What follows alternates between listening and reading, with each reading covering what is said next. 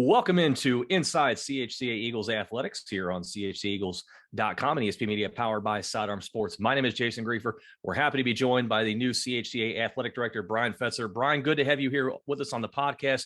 Thank you for some of your time here today to kind of get things going as far as the spring sports season. We're going to kind of talk more about an overall CHCA athletics here today, and we'll get into the individual sports as we go a little bit long here on the season. But obviously, it's a new venture here for us. It's a new venture for you as you spent a lot of time in the college game, and now you've moved to the high school level. What's that transition been like for you, being in college athletics for a while? I know you spent some time at ESPN as well, but now coming in as a high school athletic director, how has that transition been for you? It's been an eye-opener, to be honest. I don't think you ever realize the vast differences between high school athletics and college athletics. Other than the fact that their age is a little bit different, but just how things are done and kind of thinking in perspective. I know you always come in, even any job I took at the college level, you come in and I've thought processes do this, and a lot of times you end up doing that. And so it's been interesting. We've got great support. Our board and our administration, our team, our executive team here at CHCA has been really helpful in kind of navigating, why you do certain things, why you don't do certain things. It's been an awesome experience so far, and I'm excited. It's a lot different than college for sure. You spend 23 years doing something, transitions take a little bit longer than you think. Yeah, absolutely. So, like you said, obviously coming into a new venture, you're getting used to everything, not only at the high school ranks, but at CHCA, and the folks around there adjusting to you as well. What's been the overall kind of vibe from the community and the administration around you as you're coming in as the new man on campus? Yeah, I mean, I think it's been exciting. It's been exciting to see the passion of the parents and of the students. CHCA is a very unique place. I've been floored by how much parental support there's been. Absolutely floored by it, which is pretty awesome, pretty exciting. We've got a lot of new kind of changes to what has been done, bringing a little bit of the collegiate feel into the mix, from just how we run certain things to, some changes up to adding, ESP media. And, changing up the website, try to give an opportunity for our students to have a little bit more exposure. And we added the streaming broadcasts, first with Flow Sports, but now with Watch High School Sports TV, and, being able to broadcast with broadcasters is a pretty neat thing. It's one thing to set up a camera and just have it stream, but to actually have commentary. Had a lot of great feedback from basketball season when we did the boys basketball games. And I know once we with lacrosse and baseball, with the girls and boys lacrosse and baseball up next, it's exciting. Those things are very exciting. So as you coming in now, obviously from the outside looking in, so you haven't had the deep rooted connections to CHCA. What was it about this particular institution that really caught your eye and made you decide, okay, if I'm going to move to the high school ranks, CHCA is a very good option for me? What was it about the fit that made it the right choice for you to try to pursue?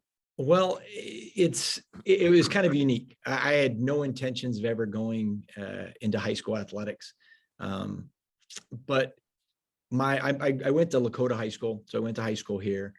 My mother still lives in Cincinnati and Mason. And it was an opportunity to come back. One of my mentors that been around a lot, kind of made mention to me that, it's probably time to change and go from, mentoring high school or college students into the coaching, realm. So, so you're mentoring coaches, you're trying to put administrative things in place, and it was a right fit. And Cincinnati Hills Christian Academy, being a Christian school, that, played a lot into it. My faith means a ton to me, and to be able to be in an environment where you can share your faith and you can, talk openly about the Lord and about plans and about, the greater good is an awesome thing. And then Dean Nicholas, who's the new head of school, he was a real big selling point for me. He was, energetic, excited, taking over as the new head of school. He had thought processes of how he wanted to kind of add to the school and kind of, take athletics to a different level, which the schools had tremendous success in sports over the years. A lot of different sports. So, but just making it kind of consistent and trying to make every single sport consistently important. And I think there's a lot of times being an Olympic sport coach, you experience that at different schools where, one school, it was all about sport X, and another school was all about sport Y. So to have an opportunity to try to put some systems in place to make for consistency that, it's high school, there's not one sport that's making tens of millions of dollars and the other one is, siphoning off that, this is not necessarily a revenue generating, business. It's making sure that the student athletes are taken care of, that, everything is equal as possible. That's kind of what we're trying to do. And that was kind of a thing. It was a new challenge too, going from a coaching chair and administrator to a straight administrator. It's a little bit different, but it's exciting.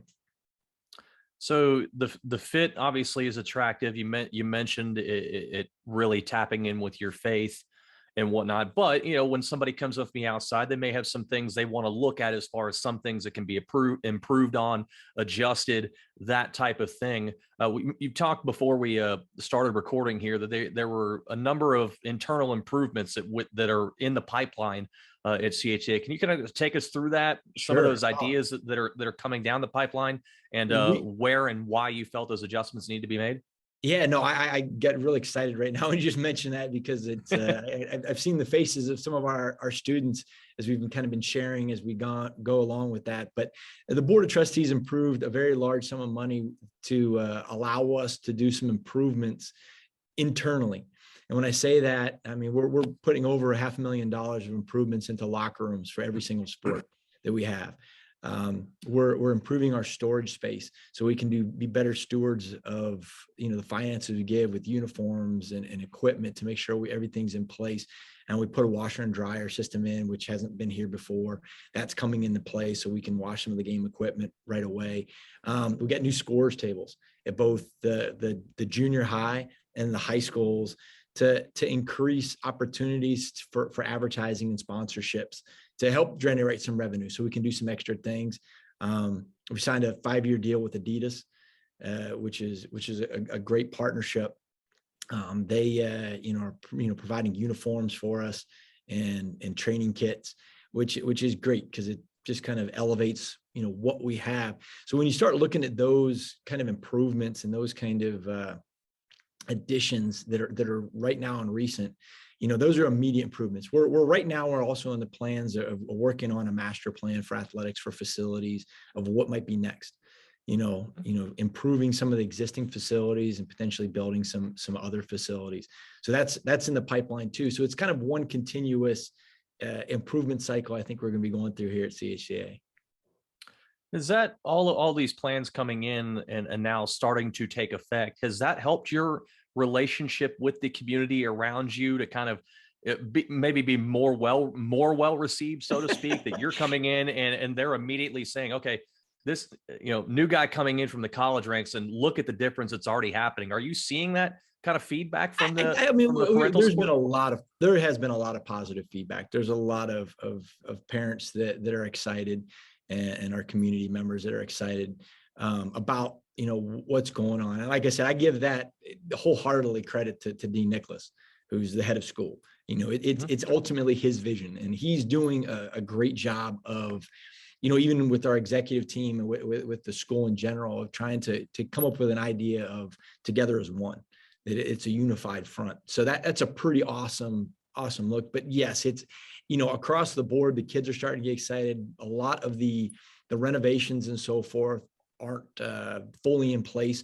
We got some internal hardware upgrades for our scoreboard out at the stadium that we start used at our home games, which is really nice. We added Huddle out to the stadium to allow for, more filming of practices and so forth, which is a great situation for our kids, for the recruiting efforts, and for just strategically for coaches. So those are the first two.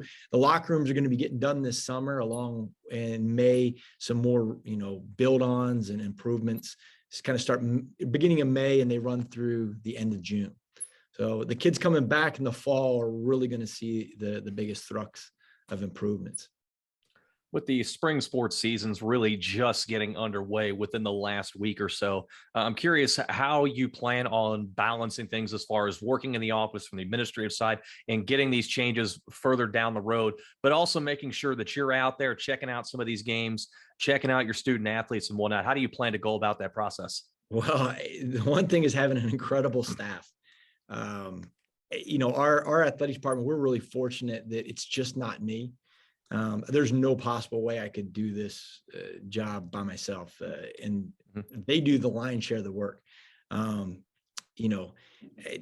Becky, Amy, Tony, Matt, I mean, there are our core of our staff, and each of them, has their own area that they handle. Matt's in charge of our K through 8, kind of athletic programs. Tony's in charge of our 9 through 12, and they kind of take the brunt of those, kind of the day-to-day operations of that. And then Amy, she oversees all of our scheduling and so forth, and does an amazing job. And Becky's kind of my right hand when it comes to all the things that I don't know anything about. And that's the one thing that's really special about having a staff that's been here for a little bit, that kind of understands, the ways of the world and how kind of things function at the high school level. I'm the big picture kind of guy, I guess, of trying to do that and trying to plan and look at things down the road. But they're the ones that take care of the day-to-day stuff. And you try to go out and kind of see as many games as possible.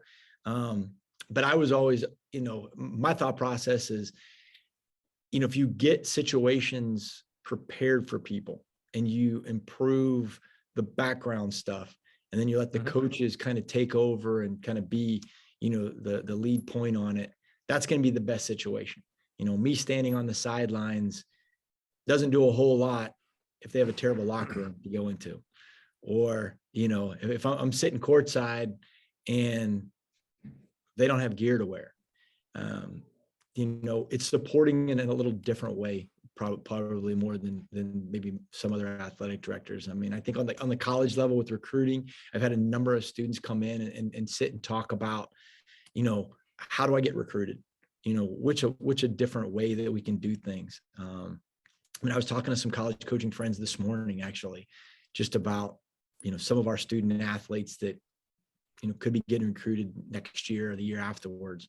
So that's kind of the process. But again, I am overwhelmingly blessed to have a staff and, that really gets things done, which is nice. So you have you've got an administration that you're working in, seemingly already a good relationship with your staff, obviously very, very in place to help with your transition. Getting in and talking about your spring sports teams right now, you've got lacrosse teams, tennis, softball, baseball, track and field and whatnot. How is your relationship developing with the coaches? Because they're kind of the conduit, if you will, between yourself and the student athletes and their development and their progress and whatnot. How has that process been for you with the spring sports coaches in particular? Well, it's one of those things that takes time. That it's not a walk in, flip on the light switch, and it's ready to go. Our baseball coach, Tony, is in the office with me on a regular basis. So, I mean, obviously that kind of relationship, continues to build. Quinn Collison, who is our boys lacrosse coach, I hired him literally as soon as I got here, to take over the boys program. So, there's a lot more of that. Matt Eshe is our distance coach. He's also one of our assistant athletic directors and he's the head cross country coach. And, Jeff Timbers, Matt Dacus, have been great there, tennis and track and field, and Jeff with our girls lacrosse. It's a special situation. And at high school, it's one of the things that I guess I've kind of started to learn a little bit more, The difference between college and high school is a lot of the coaches, most of the coaches, they have another job, which is so different than the college world, where I had, my entire coaching staff, they were full-time coaches. That's all they did. They were involved in all the time. So it's getting and gaining an understanding that, a lot of coaches in high school, if they're not teachers in the building, they might teach it at another school, or they might, they have a full-time job doing whatever that might be. And that's a unique perspective. That's a unique experience. It's definitely, I'd be very honest to say that I haven't quite grasped that fully yet. And you sit and with softball, our softball facility right now is not directly on our campus. It sits down the road a little bit. So John, our softball coach, that's a challenge. That's a little bit different tonight to negotiate, because like I said, softball's not on our campus. So they're not there practicing right there every day. The girls got to get in and go down, and and John's not full-time on staff. And like I said, neither is the only out of all those coaches, Tony, Matt, and Quinn, they're in our buildings. The rest of them aren't in our buildings every day, which I think that's a unique, as I'm talking, and a high school coach would look, they're like, yeah, that happens all the time. But for somebody coming from college, it's brand new. It's kind of a new entity. Yeah, absolutely. And there's an adjustment process there for sure. And that's going to continue to go on here. You mentioned having your head baseball coach kind of in the building day in and day out. Of course, you're coming in with a power of a baseball program. And we'll talk a little bit about that, because, they're coming off of a state championship a year ago, ranked number 1 in the state to start this season, off to a 3-1 start. Your one loss is to Baden, who's ranked number 1 in Division II. So nothing to shake a stick about there. But one of the things I want to get your thoughts on is they kicked off the season against Deer Park with got an opening day win, but it was also ring ceremony day. Guys from last year getting their state title rings. Kind of take us through that day, and how your conversation has been with Tony about the team he has coming back, and maybe the potential to repeat. Well, I think that ceremony was special. Having personally been a part of championships in the past, that's something that we brought this year. That's a little different situation. Rings have never been given out before to anyone. And so we added that this year. And, I think the kids and the parents were appreciative. Just a special moment honoring what happened, prior. One of the things that is kind of unique, Marty Brenneman spoke at our Step Up to the Plate event a couple of weeks ago. And one of the things he brought forth, which is I thought was pretty profound, and honestly, I could kick myself for not recording it. But he was talking to the baseball parents at the end of it. It was an all sports event. It was an exciting night, but he made point to touch to say, hey, you guys won a state championship last year. Cherish it, enjoy it, love it. He said, but the thing about it is you might be better this year and you might not win, because especially baseball, is a situation that's kind of amazing. Mm-hmm. You know what I mean? It's kind of a situation that, baseball is a funny sport. Baseball, softball are two of those sports that you can be the best team by far and not win. So, I think those guys, having so many of the guys back, and there is that added pressure. I think they feel it a little bit. But at the same time, they're working through that. It's a totally different season. And, they're going to have to prove themselves every single game and every single week, what they're doing. And you can see the attitude. They're pretty excited. They're confident, which confidence is a big play in success in sports. So, I think, obviously it's very, very early. And with Cincinnati weather, I'm sure there's going to be a lot of rainouts and changing of dates and postponements and stuff, which obviously affects pitching staffs. So it's exciting, but I'm pretty fired up, and I think the Tony would be as well. And next week Tony will be on, and I think you can dive in and talk a little bit more specifics of baseball and pitching rotations and all those kind of things that baseball managers get fired up about. We'll looking forward to that for sure. Lastly, before I let you go here today, talked a lot about the internal things that you want to improve there and are already in the process of doing, either physically or in the pipeline, and those changes are coming. Outside of that, is there maybe one or two things heading into the spring sports season that you're looking at from your perspective as the new man on campus, saying, boy, it'd be really great if we could get this done, or really great if we could get that done, whether it is on the field or off the field? Well, I mean, one of the big things is to continue to learn our community and learn our coaches. To the first year, anytime the first year you're in a job, you're evaluating everything. You're really doing it from day one. You're trying to go for what I will call the low hanging fruit, things that you can instantly improve on, things that you can kind of take to the next level pretty quickly. But then the next thing you're trying to see and listen as much as possible of what you might need to change. And we're still in that process. I'm still listening. There's some things that I thought would be no brainers day one. And as I've got into it, I'm like, there's no way that works.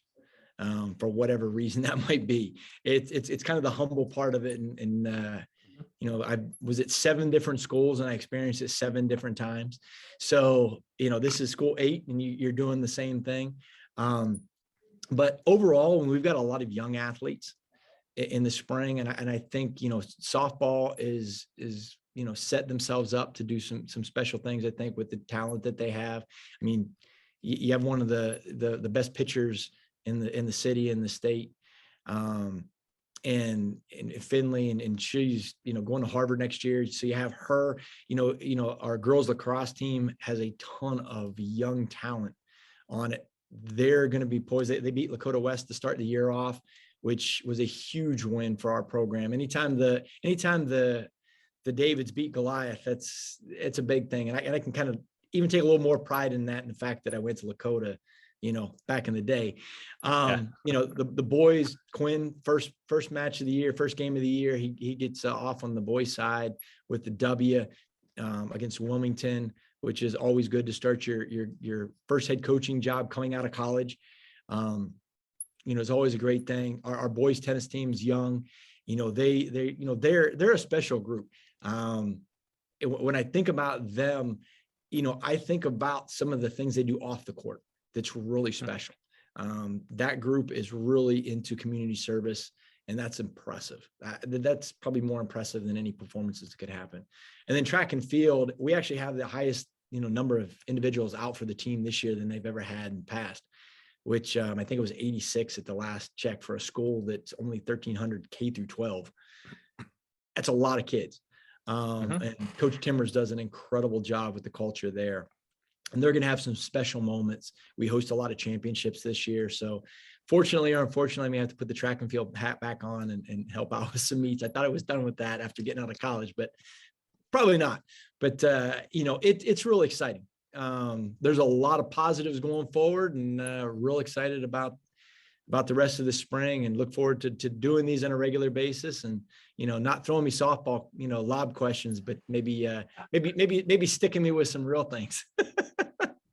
I'll do my research as we Awesome. Go forward here in our conversations over the next few weeks. But for the first one out of the shoots, Bryan, an amazing chat and a great way to catch the fans up and where things are as far as your adjustments go, and also where things are going for the future for CHCA. Really appreciate the time and looking forward to it more in the coming weeks. Appreciate you. Have a great one.